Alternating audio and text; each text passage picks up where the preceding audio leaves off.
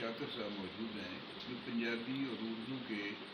शायर हैं और इन दोनों ज़बानों में उन्हें शायरी करना और सांस लेना यकसा है। वो आज हमारे दरमियान मौजूद हैं। हम उनसे इस्तदा करते हैं कि वो पंजाबी की कोई ऐसी चीज़ जो है जो हमारे पंजाब के पंजाबियों के लिए जो है वो ज़ौक़ को जो है मज़ीद तहरीक दे। बिस्मिल्लाहिर्रहमानिर्रहीम। सब तो पहला तो पूरे पंजाब नूं पूरे पाकिस्तान नूं भी शाकिर दा सलाम और एक चौमिसरा के बोल के अपनी ठेठ पंजाबी बोल के अपनी ठेठ पंजाबी रहन नहीं देंदा हेठ पंजाबी हरफ ने मेरे हीरे मोती मैं हाँ शाकिर सेठ पंजाबी। बहुत जनाब मेरे सारे यार पंजाबी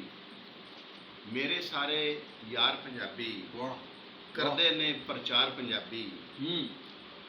ते चीन कनेडा यूके विच भी चीन कनेडा यूके विच भी वसदे रहन हज़ार पंजाबी ते एक पंजाब बना लेंदे ने मिल जावन जे चार पंजाबी। एक पंजाब बना लेंदे ने मिल जावन जे चार पंजाबी ते ठेठ पंजाबी एक सरमाया ठेठ पंजाबी एक सरमाया उसदे पहरेदार पंजाबी ते गैरतमंद पंजाब दे पुत्तर गैरतमंद पंजाब दे पुत्तर उन्हां दी ललकार पंजाबी ते फुल मैं पेश करां ते जापे फुल मैं पेश करां ते जापे प्यार दा एक इजहार पंजाबी ते पानी विच ना पान मदानी करदे आर या पार पंजाबी ते एक जालम अंग्रेज़ ने वड्या एक जालम अंग्रेज़ ने वड्या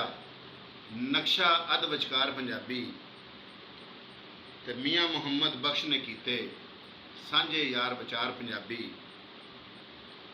ते पीर फरीद ते बुल्ले शाह दा पीर फरीद ते बुल्ले शाह दा हर अखर शाहकार पंजाबी